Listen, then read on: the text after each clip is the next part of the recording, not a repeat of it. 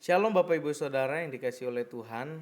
Hari ini saya akan membawakan topik dengan tema menang saat menghadapi godaan. Terambil dalam 1 Petrus 5 ayat ke-8 yang berkata demikian. Sadarlah dan berjaga-jagalah. Lawanmu si iblis berjalan keliling sama seperti singa yang mengaum-ngaum dan mencari orang yang dapat ditelannya. Dalam kehidupan ini kita memiliki keinginan. Tentu banyak keinginan-keinginan dalam kehidupan kita masing-masing. Ada yang ingin memiliki rumah yang besar, mobil yang mahal, elit. Ada juga bahkan orang-orang yang ingin melakukan studi di luar negeri. Tentu hal itu tidak salah. Karena itu merupakan satu mimpi yang kita miliki sebagai manusia. Dan untuk mencapai hal itu kita perlu melakukan hal-hal yang baik dalam proses untuk kita mencapai hal tersebut. Namun ketika keputusan untuk mencapai keinginan-keinginan di atas perlu adanya tujuan. Misalnya dengan kita bertanya apa tujuan kita memiliki mobil yang mewah, apa tujuan kita memiliki rumah yang banyak. Hal itu perlu kita tanyakan dalam diri kita. Ya. Nah, hal demikian kita lakukan agar apa? Agar kita tidak terjebak dengan kata godaan. Nah, apa yang dimaksud dengan godaan? Dalam Kamus Besar Bahasa Indonesia, godaan berarti sesuatu yang dapat menggoda ketabahan hati. Bisa juga diartikan seperti gangguan. Bahkan apabila kita mengingat saat kita berbuat dosa kepada Allah, ada masa di mana kita berpikir untuk melakukan dosa tersebut atau tidak. Hal inilah yang dikatakan sebagai godaan. Masa di mana banyaknya kebimbangan atau dilema yang dihadapi oleh manusia. Dari tokoh-tokoh Alkitab, kita juga dapat melihat bahwa mereka mengalami godaan dalam kehidupan mereka. Dan tidak sedikit dari mereka yang kalah melawan godaan. Banyak orang yang menganggap hal ini hal yang biasa. Akan tetapi ini hal yang penting bagi kita orang percaya. Ya, karena godaan itu sendiri bisa membawa kita jauh daripada Tuhan. Bahkan kita sendiri tidak mengerti ketika Allah telah undur dari kehidupan kita. Karena godaan yang kita kerjakan akhirnya kita melakukan dosa. Apabila kita lihat di hari-hari ini menghadapi zaman ini yang kondisinya sangat tidak jelas, seringkali berubah secara total. Ya, contohnya COVID yang kadang ada dan kadang juga tiada. Serta juga munculnya isu-isu di tahun 2023 yang dibicarakan oleh orang banyak, terjadi resesi dan hal lainnya. Kita menjadi khawatir, kita menjadi takut dengan kondisi kehidupan kita di masa yang akan datang. Nah, seringkali di masa-masa seperti ini kita itu tergoda. Tergoda untuk apa? Untuk melakukan hal-hal yang tujuannya memang untuk membentengi kehidupan kita, akan tetapi seringkali caranya salah.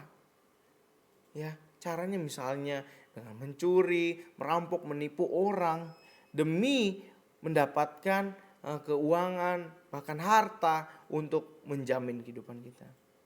Sebagai orang percaya, hal ini harus menjadi perhatian kita bersama. Karena orang Kristen mampu mengalahkan godaan-godaan yang bisa merusak identitas kita sebagai orang Kristen. Oleh sebab itu hari ini saya akan membawakan sharing bagaimana cara kita agar menang menghadapi godaan. Hal yang pertama ialah kita perlu membentengi diri kita dengan firman Tuhan. Dalam Efesus 6 ayat 11 sampai 18 perikop di mana mengenai perlengkapan rohani Di sana ada dikatakan salah satu ayat, yaitu kenakanlah seluruh perlengkapan senjata Allah supaya kamu dapat bertahan melawan tipu muslihat iblis. Ini menjadi penting bagi kita bersama sebagai orang percaya. Kita harus diperlengkapi, kita harus dibentengi dengan firman Tuhan. Ya. Billy Graham pernah berkata, Alkitab harus menjadi buku yang paling menarik yang pernah kita baca. Pasalnya ini bukan buku sembarangan, namun ini adalah firman Allah. Dan melalui halaman-halamannya, Allah berbicara kepada kita dengan berkomunikasi melalui Alkitab. Tuhan berharap untuk memberitahukan kepada umatnya tentang dirinya, rencananya, serta kasihnya. Jadi Alkitab yang kita baca bukan hanya sekedar bacaan biasa, itu mampu meresap dalam hati kita, dalam kehidupan kita, sehingga itu membentengi kehidupan kita dari banyaknya godaan-godaan yang tidak jelas. Tentu hal ini memacu kehidupan kita masing-masing. Firman Tuhan yang telah dikemas, yang telah diupayakan dengan sangat baik menjadi satu buku, yaitu Alkitab. Namun apakah kita menyediakan waktu untuk membacanya? Sangat mudah untuk kita jatuh di proses perjalanan kehidupan kita kalau kita tidak dibentengi dengan firman Tuhan.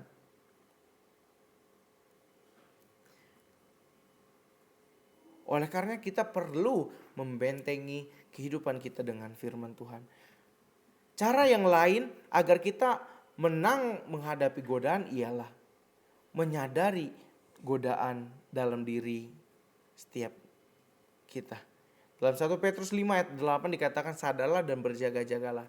Lawan musuh iblis berjalan keliling sama seperti singa yang mengaum-ngaum dan mencari orang yang dapat ditelannya. Petrus memberikan perintah supaya dalam kehidupan kita harus selalu sadar dan berjaga-jaga. Sadar ini harus kita lakukan. Sadar ini harus kita maknai dengan baik. Karena seringkali kita tidak sadar. Sehingga saat godaan itu datang, kita kemakan dengan godaan. Dan kita kalah. Seorang Rasul Paulus saja mengakui kelemahannya di dalam Roma 7 ayat 18 sampai 19 dikatakan, ia tahu apa yang baik, tapi bukan yang baik ya yang ia lakukan, melainkan yang jahat. Nah, pengakuan kelemahan diri kita tujuannya adalah agar kita paham bahwa kelemahan kita harus menjadi satu aspek dalam kehidupan kita sehingga itu menjadi kekuatan. Sehingga kita saat kita menyadari kesalahan-kesalahan, kelemahan-kelemahan dalam diri, kita sangat wajar menerima kehidupan kita. Dan kita melihat kelemahan itu menjadi satu cara untuk kita semakin meningkat, semakin memperbaiki kehidupan kita agar lebih baik lagi. Saat kita sadar, maka langkah selanjutnya adalah berjuang. Nah, oleh sebab itu kita akan masuk ke cara yang selanjutnya agar kita bisa menang menghadapi godaan, yaitu adalah meminta pertolongan Roh Kudus. Dalam Yohanes 14 ayat 16 sampai 17 dikatakan, aku meminta kepada Bapa dan ia akan memberikan kepadamu seorang penolong yang lain supaya ia menyertai kamu selama-lamanya, yaitu Roh kebenaran. Roh yang Allah berikan, roh yang Tuhan Yesus berikan kepada kita, hendaknya kita gunakan dengan baik, kita pakai dengan baik, kita hidupi perjalanan kehidupan kita bersama dengan Roh Kudus. Karena Roh Kudus adalah roh yang mampu menolong kehidupan kita, roh yang mampu mengingatkan akan kesalahan-kesalahan kita. Sehingga dalam menghadapi godaan-godaan kita selalu connect dengan Roh Kudus, kita selalu terhubung dengan Allah. Ketika kita pun salah dan kita sadar, kita bertobat. Karena apa? Karena Roh Kudus mengingatkan kehidupan kita. Sangat berbeda jika kita melibatkan Roh Kudus dalam kehidupan ini. Karena Ia akan mengarahkan, membentengi, menolong, bahkan mengingatkan apabila kita salah dalam kehidupan ini. Oleh karenanya, sangat banyak orang yang jatuh dan terlena akan kesalahan-kesalahan karena godaan-godaan yang mereka hadapi sehingga mereka gak kuat.